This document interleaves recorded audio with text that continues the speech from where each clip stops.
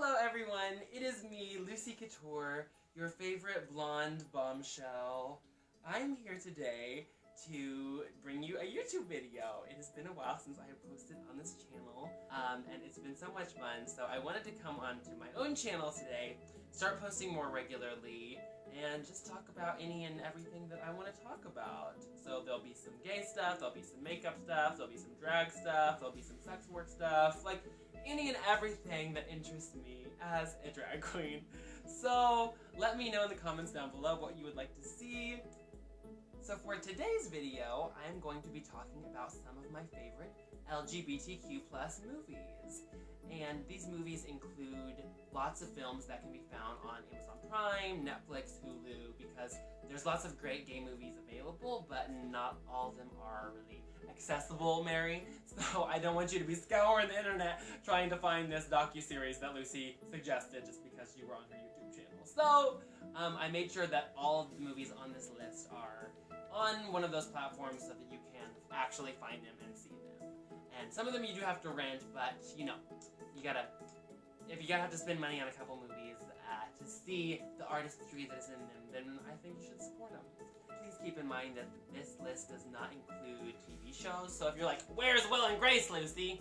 I can do a separate video for that, but like, with all of the gay TV shows that have helped us get to where we are, like that could be a whole separate thing. So I just wanted to do one over gay movies. So it does include documentaries, docuseries, and biopics, but just not TV shows.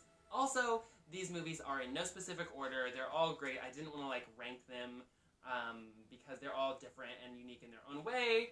The first movie that I'm going to be talking about today is The Birdcage with Nathan Lane and Robin Williams. The Birdcage is available to rent or buy on Amazon Prime, but it's not very expensive, so it's affordable.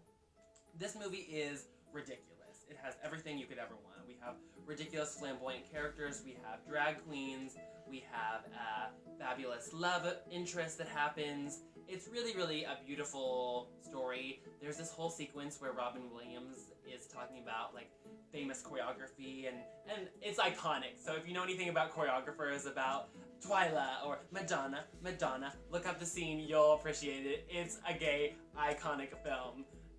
They have a son who has a love interest with his daughter whose parents are very conservative, so they basically pretend that instead of them being a gay couple, they're a heterosexual couple. Nathan Lane's character dresses up in drag as his character Zaza, and they pretend to be a heterosexual couple. But through this all, there's a bunch of, self-discovery, and he feels so much shame for like who he is and for his family like asking him to hide those things, and it's a really beautiful story while also so campy and ridiculous, which I obviously identify with, and so I would definitely recommend it.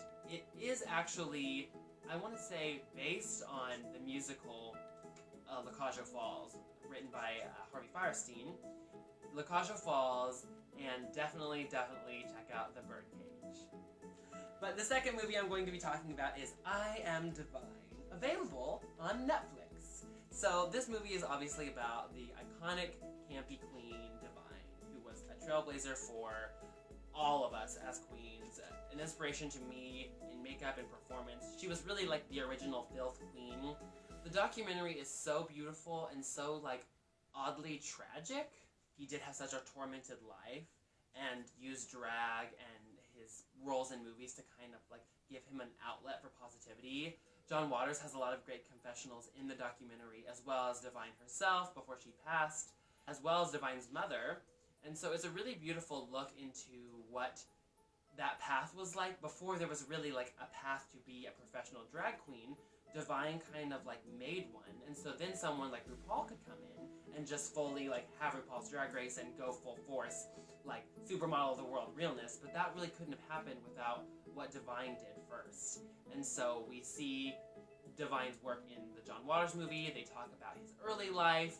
It's just a very beautiful kind of showing of all of the work that led up to Divine, and then like his career and all the people around him, and then how he passed away. So I would definitely recommend I Am Divine, available on Netflix. The next movie I am going to talk about is the movie Pride, available on Amazon Prime. Y'all, This movie I watched during quarantine earlier this year and didn't really expect to like it, but ended up loving it. What the movie is about is it's based on a true story, and it tells the story of this group of gays and lesbians in the UK who support this group of coal miners in this small town in Wales who have gone on strike for fair wages and fair working conditions or whatever, right? And it's really a story about how, like, when people help each other and when people support each other, especially, like, marginalized people, they can really, like, make a huge impact. And so these two groups of people, these gays and lesbians from the UK and then this small town, this small conservative town in Wales of miners, how they seemingly have nothing in common, but they really, like, help each other and they, like, start to understand each other. And that's what I really love about it. Also, the actress from, I believe her name is, Hey Siri. Who plays Dolores Umbridge in Harry Potter? Imelda Staunton. Imelda Staunton, I believe is how you say her name, from Harry Potter, is how I know her, as Professor Umbridge. She's in the film. She is such a firecracker in the movie. Definitely a star performance from her. There's also this sort of side plot about a kid who is coming out and sort of joins this group of gays and lesbians as they help the miners, and it's about him dealing with his own sexuality as well as, like, helping these other people. So a really beautiful story. The movie is actually, like, hilarious. It's heartbreaking, but it's so funny. And any movie where they have, like, strong British accents, I just love. They just make me so happy. So definitely would recommend Pride on Amazon Prime. The next movie I'm going to be talking about is the iconic Paris is Burning. And this movie used to be available on Netflix. I couldn't find it. It's online. There are some links and some places that you can see the whole movie online. Just search Paris is Burning full on the interwebs. It'll come up. And make sure you talk with your hands when you do it. But this movie, if you are a drag queen, or if you like drag queens or drag artistry, or want to know the history of ballroom or of drag, definitely watch Paris is Burning. It tells the stories of lots of houses in New York City in the 80s, and how these black trans women primarily were raising these houses, and they were doing these balls, and so these people who were largely ostracized and still are ostracized were kind of oppressed, so they just became stars in their own world that they created themselves. And so that eventually led to, mixing with lip syncing, and that all with pop stars and with all the influences have kind of evolved into the drag that we have today, but that would not exist without the ballroom scene and without the influence of some of the most prominent characters in Paris is Burning. A lot of iconic parts of RuPaul's Drag Race, like reading is fundamental, is from Paris is Burning, and so a lot of people think they are RuPaul quotes or Alaska quotes, but really they are originally from Paris is Burning. Especially because in that time, trans women were not given a voice, like, at all, and they were not being, like, shown in any capacity. The fact that they were interviewing these trans women and that they were being given a chance to speak about the things that surrounded them is amazing, and really shows that we have come such a long way, but we still have so much further to go. And so definitely check out Paris is Burning. This next movie is ridiculous. Paris is Burning is a cool, kind of sexy documentary that shows the nitty-gritty. This next movie, though, is ridiculous. It's called But I Am a Cheerleader. But I Am a Cheerleader is available on Prime Video, so if you have Amazon Prime, you can see it. And it is a story about a girl who goes to conversion camp. And RuPaul is a counselor there out of drag, so he plays, like, a fun little character role. But basically, she's a cheerleader. Her parents send her to this conversion camp. It sounds kind of, like, dark and depressing, but the movie is so campy. Of course, that's why I'm drawn to it. But it's so campy. It's, like, very over the top. It's almost like a cartoon without being a cartoon, if that makes sense. Like, the characters are played by real people, and it's like a live-action movie, of course, but the characters are, like, caricatures of these archetypes of people, or of gay stereotypes, or of whatever it is. And so this film, through being so campy, actually really has this beautiful message of, like, staying true to yourself, of like loving the people around you unapologetically. And it's a really, really funny movie. I know it sounds like maybe not some people's speed since it's about like this conversion camp, but it's all super heightened, super campy, super colorful. There's this really great scene where they like sneak away to a gay bar for the night, and I really enjoy this movie, and probably like once or twice a year I'm like, I need to turn on But I'm a Cheerleader. Moving right along, this next movie, very different from But I'm a Cheerleader, and maybe that's what I like about it, is Ang Lee's iconic film Brokeback Mountain. Now, this movie is available to rent or buy on Amazon Prime as well.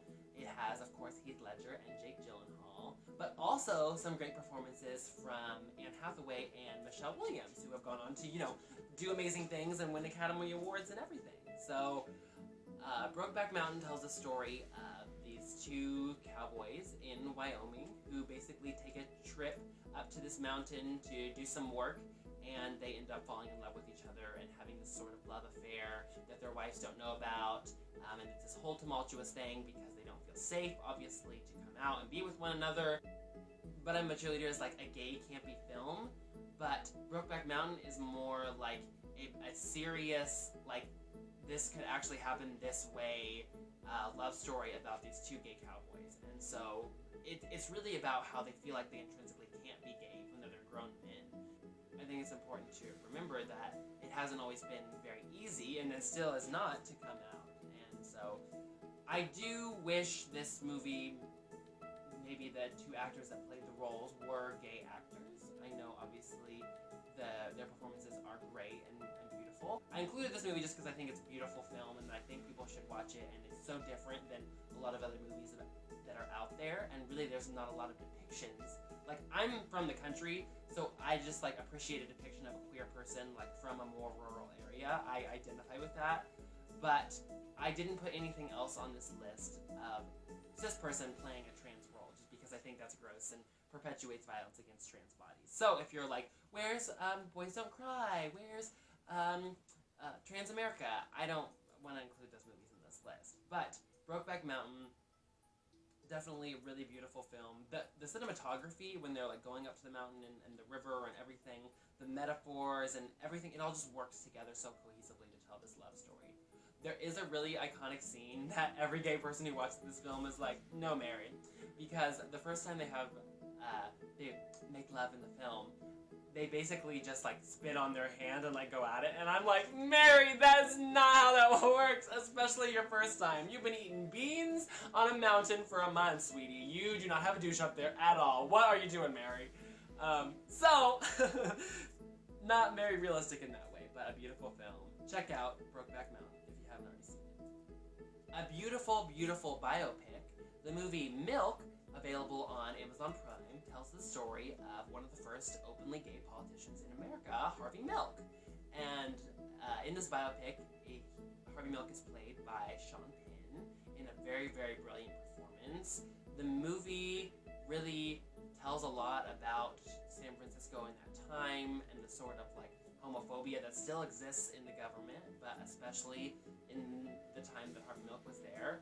So basically, he ran since the Castro, which is like the gay part of San Francisco, he basically became the supervisor or like city council person for that part of San Francisco because there were largely gay people that lived there and they needed to be represented. Imagine that, gay people being represented in politics. It's a beautiful film.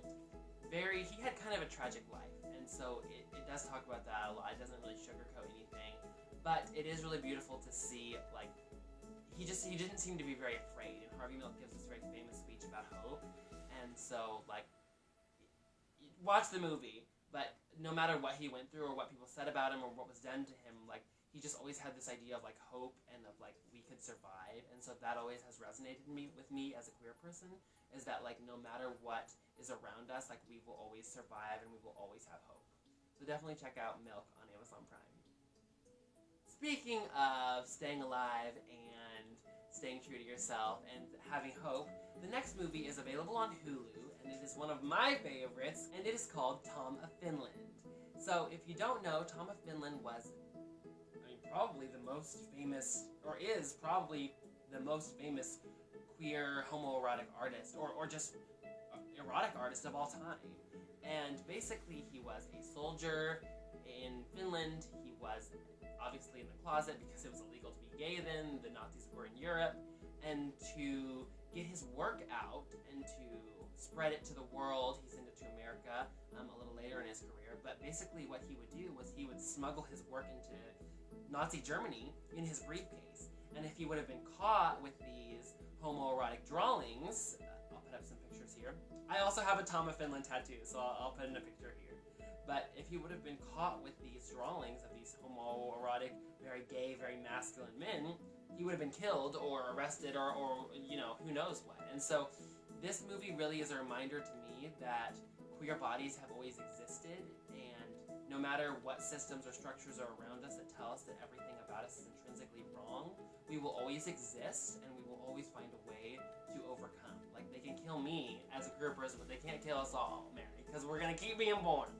And so it's really the story of how this man, and there's a love story too, but it's about his life, about how he gets published, and about just this really unlikely journey that they go on, and how he has so much love for what he does, and that he just finds this whole community within America with a partner, and just is able to flourish. And to this day, Tom of Finland inspires people.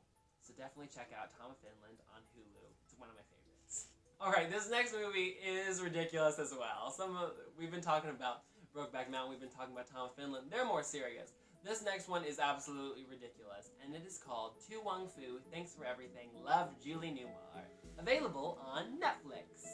If you have ever wanted to see Patrick Swayze and Wesley Snipes in drag, girl, this is the film for you. And surprisingly, they're actually beautiful women. And so, it is the story of these drag queens traveling across the country for a pageant, and their car breaks down in this very small conservative town. And so they stay in drag, and of course no one there knows they're drag queens, even though they're very obviously drag queens. And they are able to interact with the people of the town and teach them how to be glamorous and have fun and be their inner diva. And there's this whole fabulous makeover sequence with the women of the town. And it's just about how they were such different people, but they had so much in common. And there's this really campy, really funny, ridiculous scene at the end that is really beautiful, and definitely sometimes you're like, girl, where's this going? But the end is definitely worth it. Stick through till the end. Kind of unrealistic for drag queens to be traveling in full drag across the country. We don't do that, Mary. We don't wear wigs all the way across. But it is a really funny idea that they're all traveling in full wigs and makeup across the country, because that don't happen, girl. Definitely check out To Wong Foo, Thanks for Everything, Love, Julie Newmar. It's hilarious. The last movie I am going to be talking about is also a film about conversion therapy, just like But I'm a Cheerleader, but it is very serious, and it is called Boy Erased, available to rent or buy on Amazon Prime. And it has Nicole Kidman in it, so get into it. But this film is about a boy who is gay, and his father is a preacher in a very conservative church and area, and so he is sent to conversion therapy. And so the film really sheds light on how conversion therapies aren't really regulated properly. Well, they're not really regulated at all, but this one specifically that he's at, the kids are just made to feel so horrible about themselves, and really sheds a light on, it's based on a true story, but it sheds on a really big light for people who maybe do not identify as gay, that conversion therapy is causing children so much harm, and that even if you are conservative, if you're homophobic, you need to get over that to love your child, because sending them to a place like a conversion therapy will actually cause them so much harm, and in many cases will make them try to attempt suicide. And so this movie really shines a light on that and talks about that issue. Nicole Kidman has a really great performance in this movie. It's very serious, and she does a great job of walking that line between loving her son, but also she has all these views about her expectations of gay people and them going to hell and all of these things. But it really shows you inside the mind of the kid while he's at conversion therapy, and it's very scary. And so I think a lot of people need to watch this film if they maybe don't don't know that conversion therapy is still legal in many states, and it's still causing so many people so much harm. So I would definitely recommend Boy Erased, available on Prime. If you enjoyed this video, make sure to hit that like button and subscribe to my channel so that you can see all of the fabulous content that I will be producing weekly right here on YouTube. Make sure you're following me on Instagram and Twitter at Ms. Lucy Couture. What movies would you include in this list, and what are some of your favorite LGBTQ+ movies available on streaming platforms? So I will see you guys in the next one. Thank you all so much for tuning in and watching me. But in the meantime, stay blonde, stay pink, and make sure it fits like couture. Dubai!